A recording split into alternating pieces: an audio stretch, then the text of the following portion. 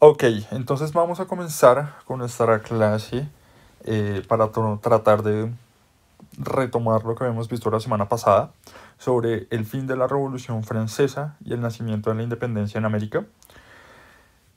Entonces, pues como habíamos visto, vamos a ver el régimen del terror, el fin de la revolución, la expansión de las ideas de la Revolución Francesa en Europa y América, los comuneros, el grito de independencia del 20 de julio de 1810, la patria boba, la reconquista, la guerra de independencia, la batalla de Boyacá ocurría el 7 de agosto de 1819 y algunas conclusiones. ¿Listo? Entonces, primero que todo vamos a ver el fin o el principio del régimen del terror, que fue como se le conoció al periodo de la Revolución en la que ésta sacrificó a sus hijos en la guillotina. Este tiempo comprendió los años de 1792 a 1793. ¿Qué pasó después de consumada la Revolución Francesa, después de la ejecución de los reyes de Luis Capeto y de María Antonieta frente a los revolucionarios? Hubo una época que se conoció como el terror. Esa época estuvo caracterizada por una serie de pugnas entre los revolucionarios que conformaban el llamado o la llamada Asamblea Nacional y empezaron a acusarse entre ellos. Además de eso empezaron a calumniarse y finalmente pues terminaron adelantándose muchísimos juicios contra los revolucionarios, contra los miembros de la Asamblea Nacional, personas que habían participado activamente durante los procesos de la revolución y posteriormente fueron llevados a la guillotina. Uno de los más famosos fue Georges Danton, una de las figuras más épicas de la Revolución Francesa, porque él fue el que, o uno de los que avivó como tal, a muchos de los miembros del tercer estado, a crear esta asamblea nacional. Era una persona muy formada en aspectos políticos y jurídicos, era abogado, vivía en París, en fin, una persona que pues tenía una alta formación académica, además de eso un gran orador, y fue condenado por el que hasta entonces era su amigo Maximilien de Robespierre a la guillotina. Se dice que cuando él llegó a esta máquina, pues que cortaba cabezas en cuestión de segundos, maldijo a Robespierre y le dijo que le iba a pasar lo mismo, ¿cierto? Entonces por eso tenemos una imagen acá de las decapitaciones que se llevaban a cabo en la guillotina, en la Plaza de la Revolución, actualmente conocida como Plaza de la Concordia en París, uno de los sitios más famosos de esta ciudad que queda a pocos metros del Museo del Louvre, que es el Museo Nacional de Francia por excelencia. Ya no está la guillotina, obviamente, hay una fuente muy bonita y un obelisco que trajo Napoleón cuando hizo sus campañas de conquista a Egipto. ¿Listo? Entonces, la segunda parte que vamos a abordar es la llegada de Napoleón al trono. Después del auge y de la caída del régimen del terror, Napoleón se coronó como máximo emperador de Francia en 1804 e inició una campaña de conquista por Europa. Antes de eso, pues digamos que es necesario recalcar que el régimen del terror solamente duró más o menos un año y medio. Terminó con la ejecución de Maximilien de Robespierre en la guillotina, lo cual es bastante irónico, porque digamos que él fue el que mandó a muchísimas personas a morir acuchilladas por la guillotina en la Plaza de la Concordia. Retomando el papel de Napoleón, Napoleón fue muy importante para la historia de la revolución y para la historia universal también, porque fue una figura que evocaba a la de estos antiguos reyes, emperadores supremamente poderosos que conquistaban sin precedentes. El imperio de Napoleón se expandió prácticamente por toda Europa. Logró durante muchísimos años mmm, doblegar a sus rivales, en especial a Inglaterra y a España y a Prusia. Eh, Llegó hasta el África, logró conquistar Egipto. Hay pinturas muy famosas de Napoleón llegando a las pirámides. Entonces, pues sí, era una figura muy importante para la historia de Francia. Un gran militar, muy inteligente. Él nació en una pequeña isla en Francia que se llama Córcega. Después de eso se fue a la Academia Militar de París, que uno de los lugares más emblemáticos de París es ese, se llama el Monumento a los Inválidos, que es donde está enterrado él. Su tumba es monumental, o sea, es impresionante, parece un edificio, sin exagerarte. Y además de eso, Napoleón, irónicamente, pues volvió a invocar esas figuras que intentó abolir la revolución, esa figura de la monarquía, del despotismo, del el monarca que solamente hace su voluntad, que coopta los poderes del Estado, no de una manera tan impactante como lo habían hecho los reyes de Francia hasta pues, la abolición de la monarquía, pero sí era una figura claramente autoritaria. ¿Por qué Napoleón fue importante para la historia de Europa? Pues por como lo que habíamos dicho, invadió muchísimos países, entró en muchísimas guerras. Esas guerras se les conocen como las famosas guerras napoleónicas, las cuales pues como toda guerra dejaron una estela de dolor y de muerte en todo el continente europeo. Y además de eso, pues era una persona supremamente inteligente, entonces el lugar en que conquistaba, pues era un lugar que al fin y al cabo eh, siempre pues existía una cierta incertidumbre y rechazo hacia pues la imposición de que el imperio napoleónico los gobernara. Eso pasó también en España. Entonces, cuando Napoleón invade España, hacia más o menos 1809, 1810, apresa al rey Fernando VII, el cual es llevado a prisión por el mismo Napoleón, y Napoleón impone en la monarquía de España a su hermano José Bonaparte. Como vamos a ver más adelante, eso va a tener muchísima influencia en los procesos de independencia de América. Como habíamos visto, España estaba atareada por una crisis económica muy fuerte, la hambruna era impresionante y por ende pues la gente no estaba muy feliz y por ende el imperio no estaba pasando sus mejores días, ¿cierto? Cuando el rey Fernando VII es llevado a prisión a Napoleón, aquí pues tenemos una figura, un retrato del rey Fernando VII. En América, muchísimos próceres conocieron la situación y aprovecharon ese momento para tratar de empezar a independizarse de España, pero sobre todo a pedir una serie de derechos, sobre todo derechos políticos, derechos de representación. En este momento pues es importante recalcar como esta figura que existe de no hay impuestos sin representación o no hay representación sin impuestos, ¿cierto? O sea, nosotros en América dábamos muchísimos tributos al rey de España, demasiados. Muchísimos de esos tributos se los robaban miembros de las reales audiencias, una corrupción impresionante. Eso se intentó, digamos que sanear mediante algo que se llama las reformas borbónicas.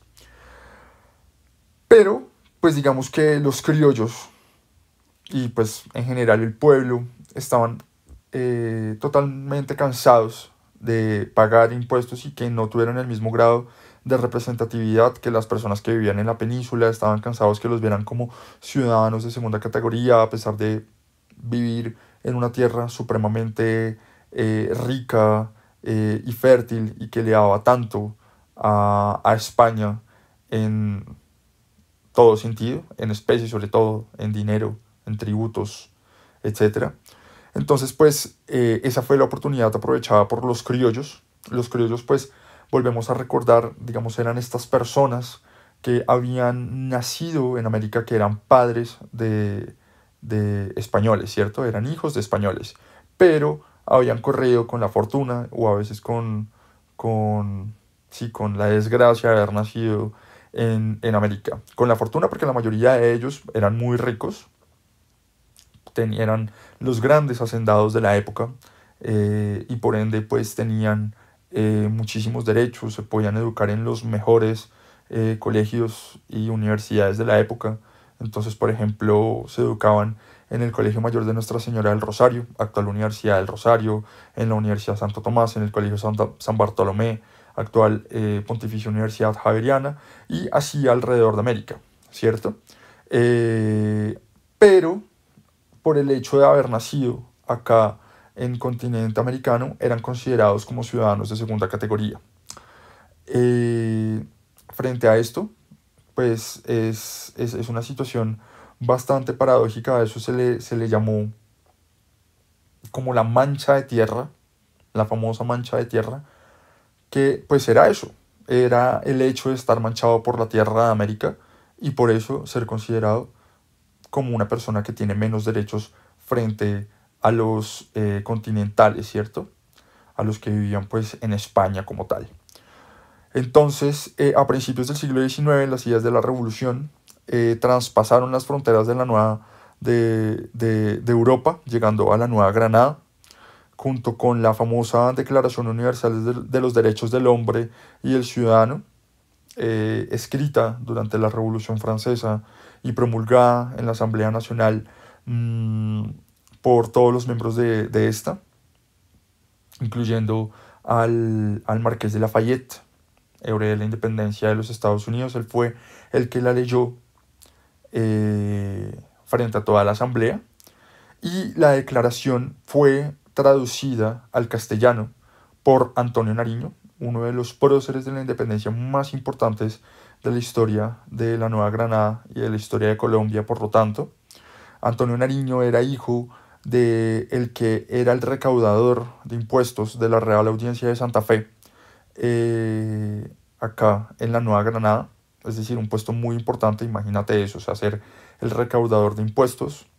Era una persona muy adinerada, era una persona que tenía una gran formación académica. Posteriormente fue militar, posteriormente fue pensador, sufrió muchísimo a raíz de haber traducido la declaración y haberla sobre todo pues distribuido en todo Santa Fe, porque fue apresado, duró muchísimo tiempo en prisión, estuvo en prisión en Pasto, estuvo en prisión en Cartagena, estuvo en prisión en Cádiz, es decir, que fue a España a purgar esta pena, ¿cierto? Lo cual pues le dejó muchísimos años de encierro y además de eso pues un deterioro en su salud, ¿listo? Frente a esto, voy a hacer un pequeño paréntesis. Acá en Sudamérica, o digamos en América en general, existían diferentes formas de gobierno impuestas por España. Entonces aquí estaban los virreinatos, los cuales eran representados por las reales audiencias, las capitanías, y esos son pues en total, ¿cierto? Entonces, ¿cuáles existían acá en América? El virreinato más grande y el que devengaba más tributos era el virreinato de la Nueva España, que comprendía todos los territorios de América Central, es decir, lo que es actualmente México, Guatemala, El Salvador, Honduras, parte también del Caribe, es decir, Cuba, Costa Rica, la República Dominicana. Sí, digamos como que comprende todo este sector de América Central y del Caribe. El Virreinato de la Nueva Granada, que comprendía lo que es actualmente, lo que es Colombia, el Ecuador, actual Panamá también, el actual Panamá. Para esa época Colombia hacía parte de Panamá. Venezuela, pero Venezuela también tenía una capitanía y Quito tenía una real audiencia, ¿cierto? Quito, la capital del Ecuador, y pues en Venezuela, ¿cierto?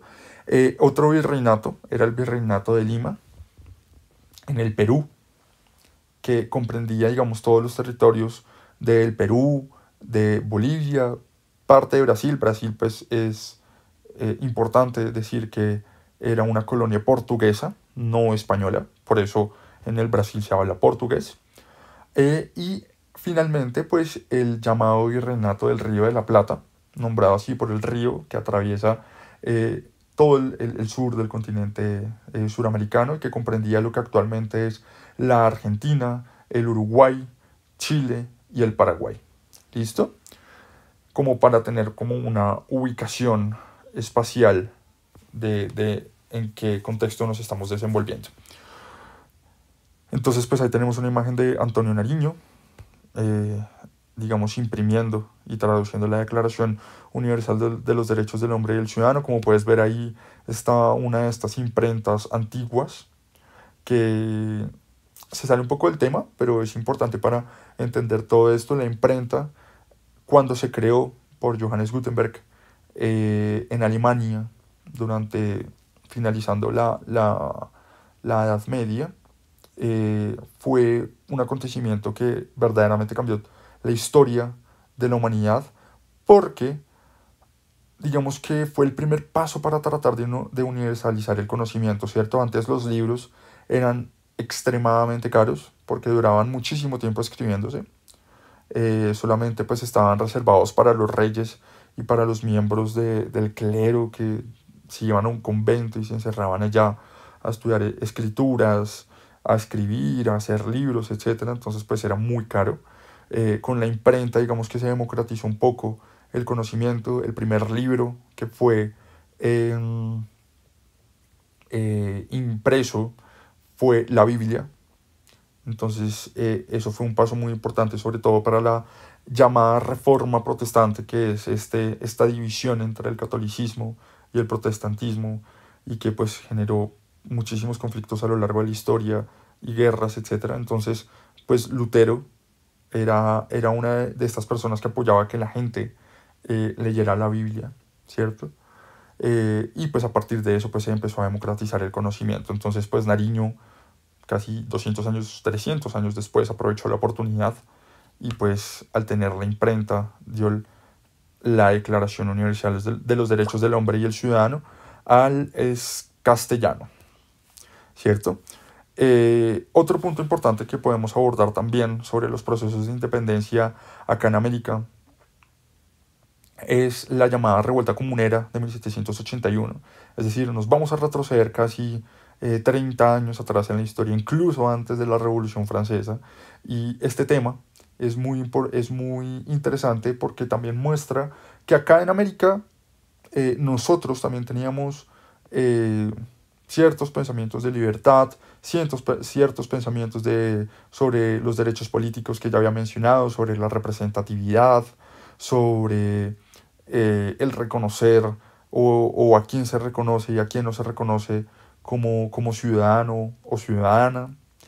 Digamos que en América se empezó a forjar un pensamiento un poco difícil de abordar, en mi opinión, es un poco confuso, que es el llamado pensamiento de la neoescolástica, creado por los jesuitas, que también habla sobre eso, sobre la dignidad, sobre la importancia de la libertad, sobre la importancia del reconocimiento de la persona y posteriormente del reconocimiento del ciudadano, ¿cierto?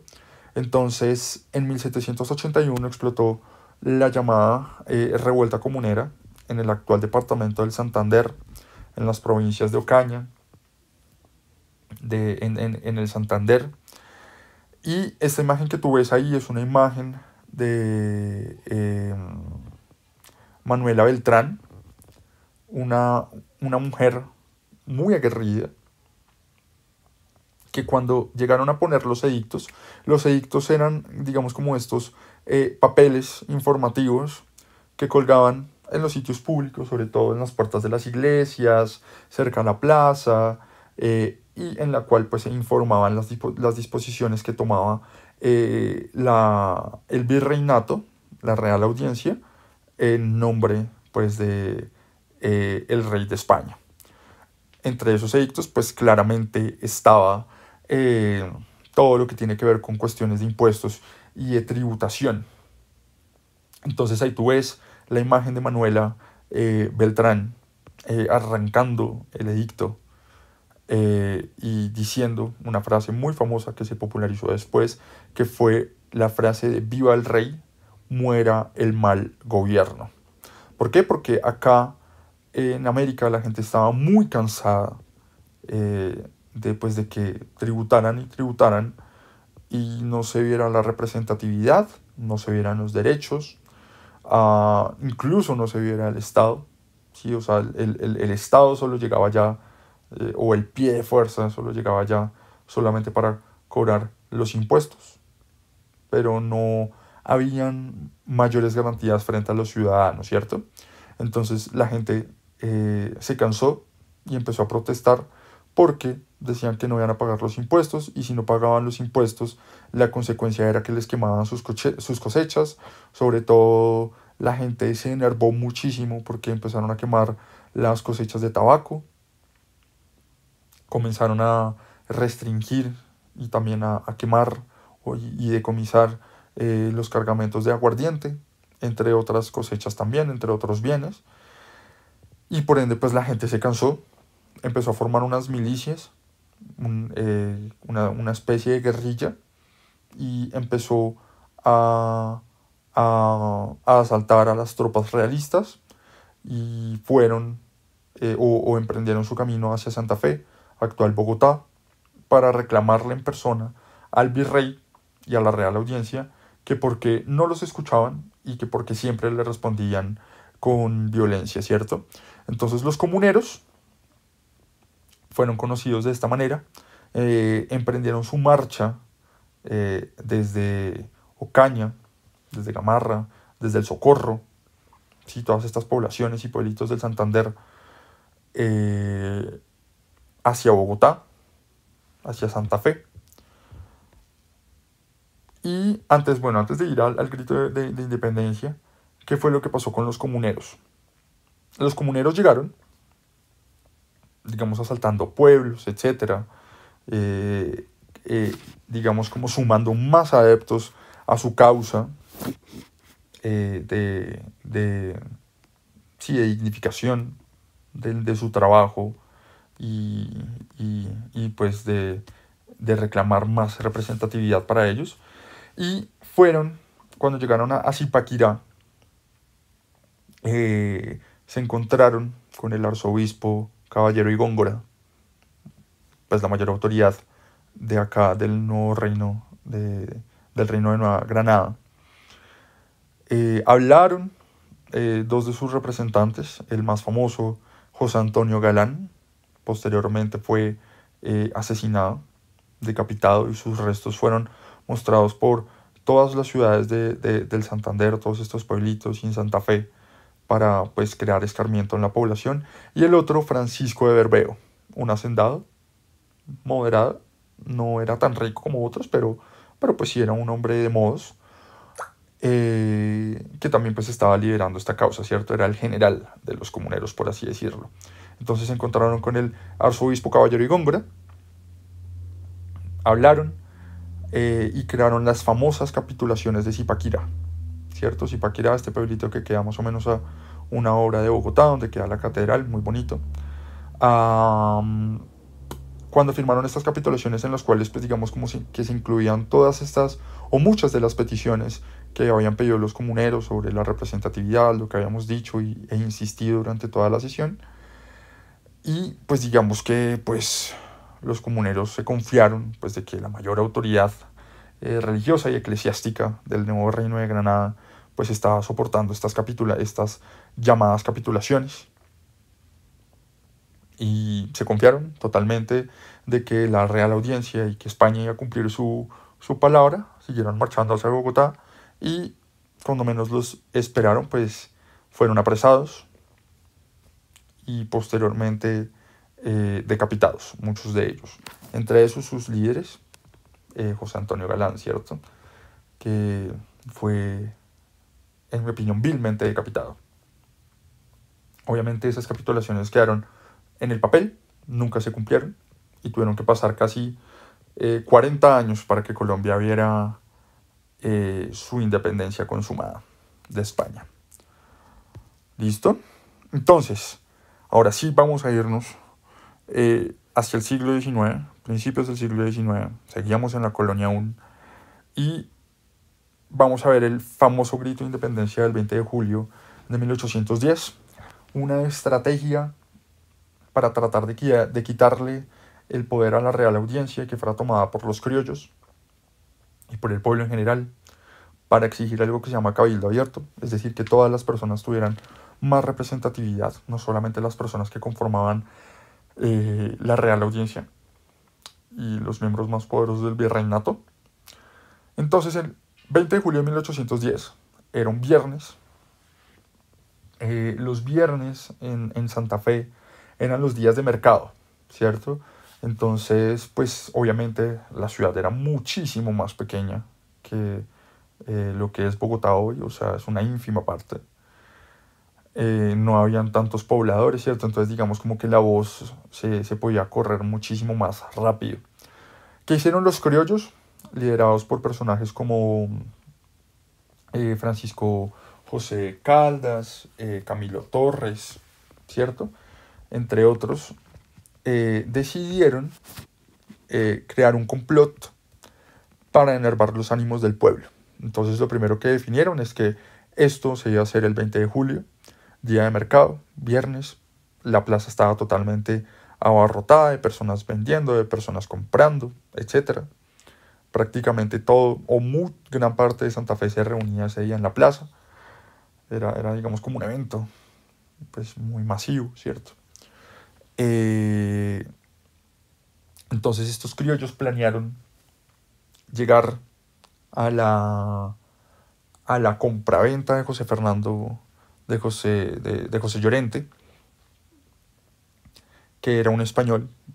Para esa época se les conocía o se les decía ofensivamente a los españoles, se les decía para ofenderlos chapetones. Entonces fueron a la tienda de este chapetón con la excusa de ir a adquirir un florero, ¿cierto? Un adorno, porque llegaba esa noche un comandante muy importante del ejército, Antonio Villavicencio, y pues querían tener este florero, digamos, como para adornar la mesa durante la cena. Ellos sabían que no iban a adquirir el florero, así Llorente accediera a prestárselos, digamos que eso aún no se sabe históricamente qué fue lo que pasó, si Llorente se negó, si no se negó, etc. Pero pues digamos que lo que tenían planeados ellos era al armar polémica, porque supuestamente Llorente no les quiso prestar el florero. Entonces, ante la supuesta negativa de Llorente, estas personas empezaron a gritar: este chapetón nos ha faltado el respeto, este chapetón dice que se caga en los americanos, que se caga en las personas humildes de Santa Fe, y empezaron a enervar al pueblo, ¿cierto? Ya la gente también estaba bastante cansada por la situación de los impuestos y de la represión que ya conocíamos, no se sentían representadas frente a la Real Audiencia. Entonces, pues, la cosa estalló por completo, ¿cierto? La gente se armó con lo que tuvieran y empezaron a luchar contra el ejército realista, literalmente, que estaba ahí apostado en Santa Fe, o los pocos guardias que cuidaban a la Real Audiencia.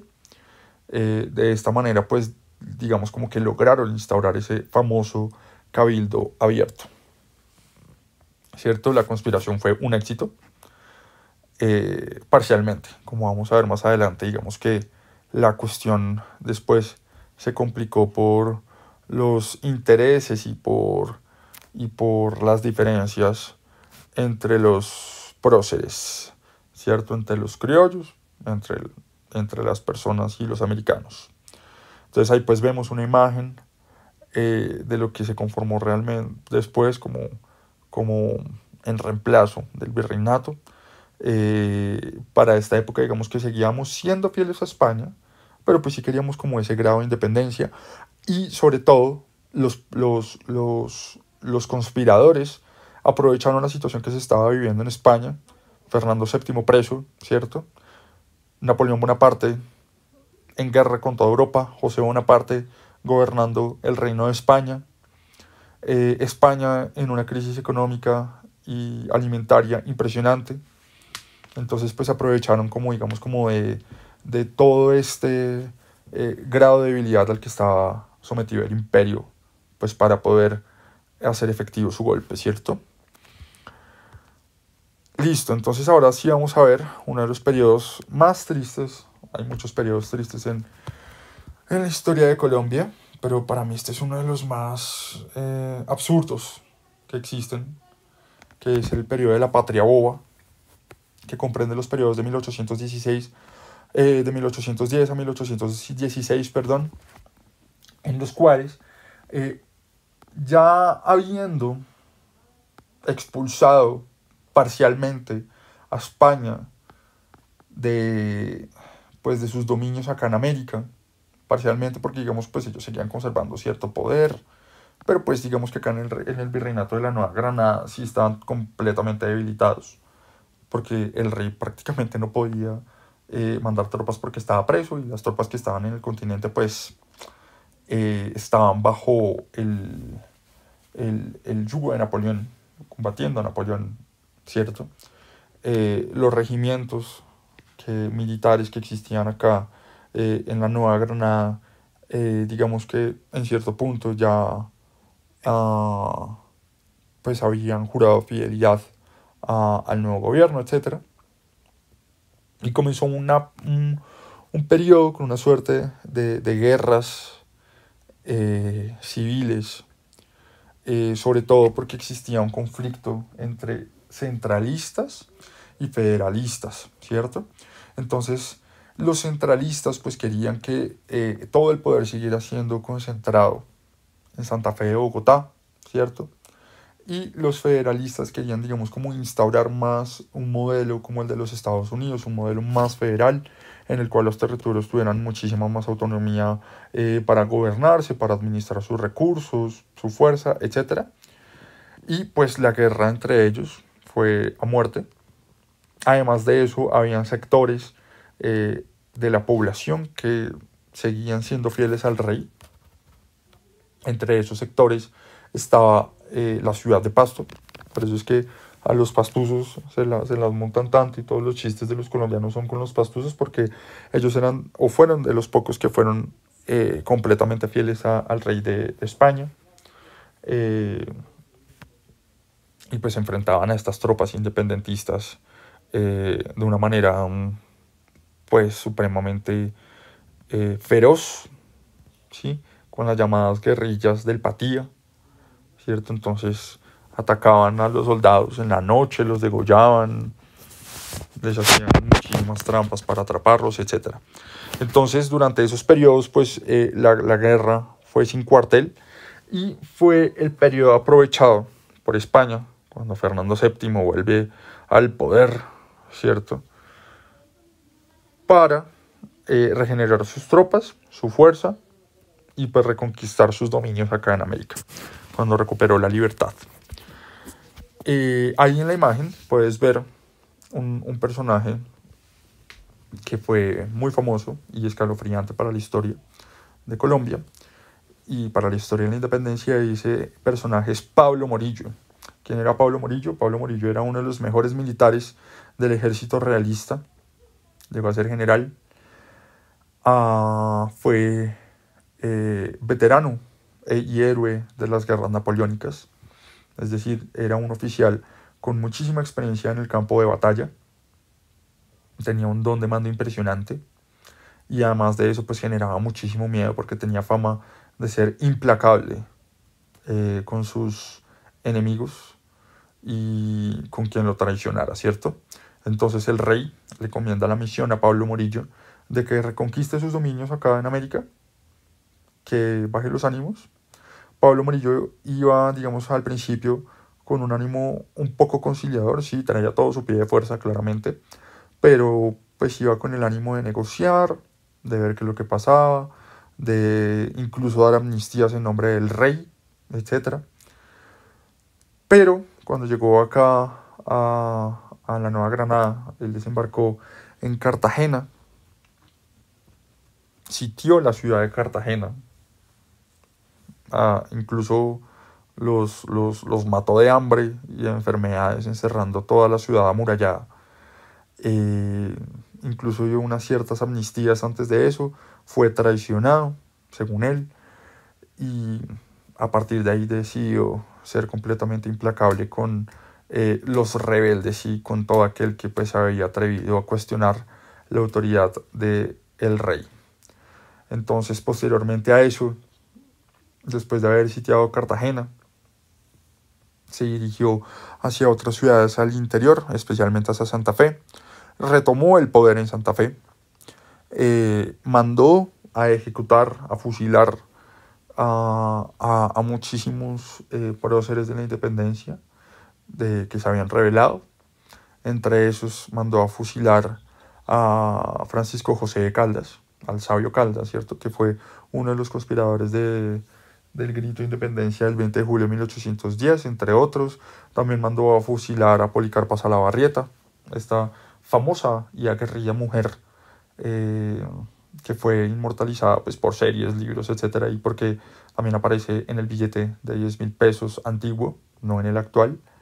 Era espía, ¿cierto? En fin, una persona muy, muy inteligente, muy valiente. También fue fusilada por el régimen del terror de Pablo Morillo, y a partir de ahí, pues Morillo empezó a reconquistar cada uno de los territorios que le correspondían a España. Posteriormente, pues empieza ya como tal la guerra de independencia de la Nueva Granada y América, en comandancia de Simón Bolívar, uno de los personajes más famosos de la historia, ¿cierto? O sea, su nombre se conoce prácticamente en todo el mundo, el libertador de 5 naciones, de lo que es actualmente Colombia, Perú, el Ecuador, Bolivia, Panamá, etc. Y pues empezó, digamos, esta guerra de independencia que fue sin tregua, ¿cierto? Entonces ahí puedes ver una de las pinturas de la guerra de independencia, fueron muchísimas las batallas. Hay un monumento acá en Bogotá, que es el Monumento a los Héroes, que recientemente fue remodelado, en el cual aparece Bolívar, y atrás aparece pues el monumento con todos los nombres de las batallas. Entonces la batalla de Ayacucho, la batalla de Boyacá, etc. Entonces, digamos que ahí empieza este largo camino hacia la independencia total de España. Ya no existía ese modelo de queremos una independencia parcial, queremos una representación, queremos derechos, etcétera, sino queremos es la independencia total del Reino de España, ¿cierto? Queremos sacar a los realistas del continente americano, así nos cueste la vida, literalmente. Durante esa época fue que se empezó a crear el tricolor nacional, y posteriormente Bolívar hizo una proeza muy, muy dura, en la cual muchas personas perdieron su vida. Cabe resaltar, pues, digamos que el ejército realista no estaba tan bien armado, el ejército patriota no estaba tan bien armado como el ejército realista, no tenían tanto entrenamiento, etcétera, pero pues digamos que sí tenían esas ansias de libertad para toda la América, ¿cierto? Comandados por Simón Bolívar y otros comandantes como Francisco de Paula Santander, José María Córdoba, el general Páez en Venezuela, en el sur por José San Martín, otro héroe de la independencia del sur, ¿cierto? Por Bernardo Higgins, etc. Entonces ellos decidieron empezar a hacer una marcha, ya finalizando la guerra de independencia hacia 1819, decidieron hacer una marcha desde los Llanos Orientales después de pues, haber reunido refuerzos entre Santander y Bolívar en un pueblo que se llama Tame, actual departamento de El Arauca, y decidieron cruzar el páramo de Pisba, para llegar a Santa Fe de Bogotá, muy mal equipados, ¿cierto? O sea, no sé si tú te viste la novela de Bolívar, pero ahí sí, digamos, como que se muestra de una manera muy dramática, pero muy fehaciente todo lo que tuvieron que soportar estas personas, estos hombres y mujeres, porque en el ejército patriota habían hombres y mujeres, ¿cierto? Las mujeres tuvieron un rol muy importante en la independencia de Colombia. Digamos que no, algunas veces sí fueron al campo de batalla, combatieron, etcétera, pero eran las personas que eran las encargadas de que el ejército caminara, ¿cierto? No solamente porque hacían los alimentos y cosían y creaban la ropa de los patriotas, sino porque literalmente eran las que daban la moral, muchas veces jugaban el papel de espías, ¿cierto? Y pues en una guerra y en un combate, pues la información es poder. Entonces, el papel de las mujeres sí, pues es muy necesario de recalcar y creo yo que se debe seguir investigando. Se ha investigado muy poco. Entonces, una de las imágenes más famosas o historias más famosas de la guerra de independencia y sobre todo de esta travesía por el páramo de Pisba fue las imágenes de muchos de los soldados del ejército patriota vestidos con atuendos de mujer. ¿Por qué? Porque era tanta la pobreza, era tanta la escasez de muchísimos bienes, no solamente de ropa, sino de comida, de armas, etcétera, que estas personas estaban muriendo de hipotermia porque el páramo era supremamente frío, además de eso caminando, además de eso aguantando hambre y además de eso teniendo que combatir. Entonces, pues sí era muy agotador, muchos de ellos perdieron su vida ahí, muchos de ellos no estaban acostumbrados a ese frío tan arrollador de los páramos, y pues las mujeres alrededor de todos estos pueblitos de Boyacá, eh, pues les daban sus ropas a los patriotas, ¿cierto? Sus faldas, sus ruanas, etcétera, para que pues ellos pudieran resguardarse del frío, ¿cierto? Entonces, digamos que toda esta travesía, esta proeza, se consumó con la famosa batalla de Boyacá, ocurrida el 7 de agosto de 1819 en el pantano de Vargas, ¿cierto? Esto queda pues en el actual departamento de Boyacá. Fue una batalla supremamente sangrienta, fue la batalla que selló la independencia, por lo menos de la Nueva Granada, porque ahí el ejército realista fue derrotado. Por este ejército realista estaba comandado por el general Barreiro, que posteriormente iba a pasar a la historia, pero una historia muy curiosa que ocurrió finalizando la batalla, ya cuando los realistas estaban totalmente derrotados por las tropas de Bolívar y de Santander, y fue que él decidió escaparse, se escondió como en una cueva, etc.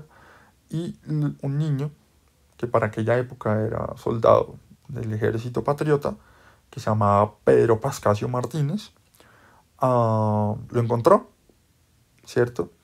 Lo encontró y le dijo: usted es el general Barreiro, acompáñeme por favor. Barreiro le ofreció sobornos, le intentó dar unas monedas para que lo dejara ir y pues ahorrarse la vergüenza de encontrarse con Bolívar, de ser arrestado, etc. Y este niño se negó completamente y lo llevó a donde Bolívar.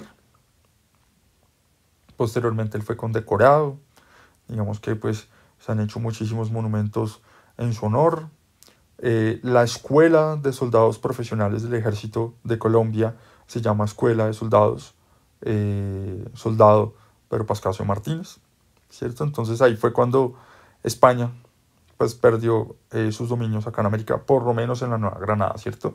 Porque pues hubo muchísimas campañas de independencia en Sudamérica. Entonces hubo una que fue comandada por José de San Martín en todo lo que es el sur, junto con Bernardo Higgins, también en las partes del Brasil y el Paraguay,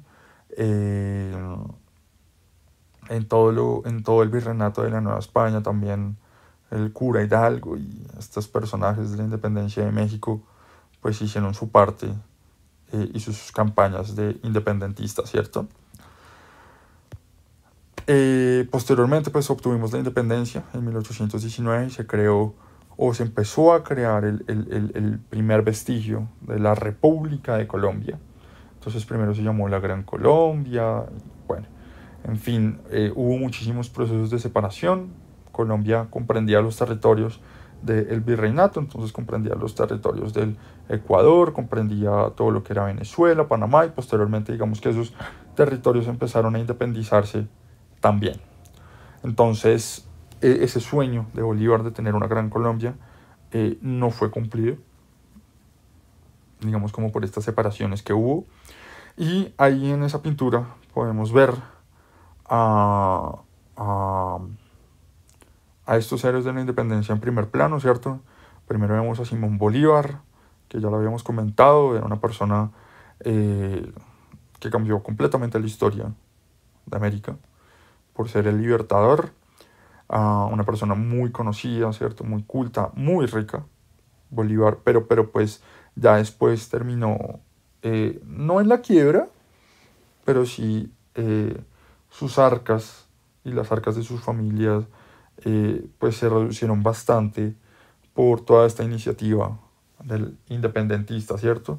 Bolívar era el dueño de una de las haciendas más grandes de acá de Venezuela, de Sudamérica, que se llamaba la Hacienda San Mateo, también uno de los escenarios de una batalla de la independencia muy importante que fue la famosa batalla de San Mateo. En el segundo plano tenemos al que es conocido como el hombre de las leyes, Francisco de Paula Santander, otra persona muy adinerada que posteriormente tuvo conflictos con Bolívar y fue condenado al exilio. Estuvo en el exilio en el Reino Unido, también muy culto, uno como de estos señoritos, que como se le conocían en aquella época, era una persona muy culta y muy adinerada, ¿cierto?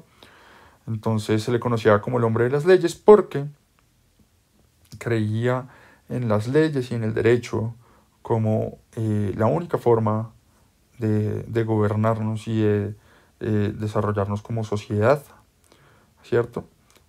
Una de sus frases más famosas es la que está retratada en el Palacio de Justicia en el centro de Bogotá, sede de las altas cortes acá en Colombia, ¿cierto? De la Corte Constitucional, de la Corte Suprema de Justicia, etc. Y esa frase es: colombianos, las armas os dieron la independencia, las leyes os darán la libertad, ¿cierto? Aparecen otros personajes como Antonio Nariño, Camilo Torres, el Sabio Caldas, etcétera, ¿cierto? Digamos que este es como un abrebocas a los procesos de independencia de Colombia y de Sudamérica. Entonces espero que esta grabación te sirva mucho y pues posteriormente pues nos vamos a seguir encontrando como para profundizar más en estos temas. ¿Listo? Entonces nos vemos en la próxima clase. Chao, chao.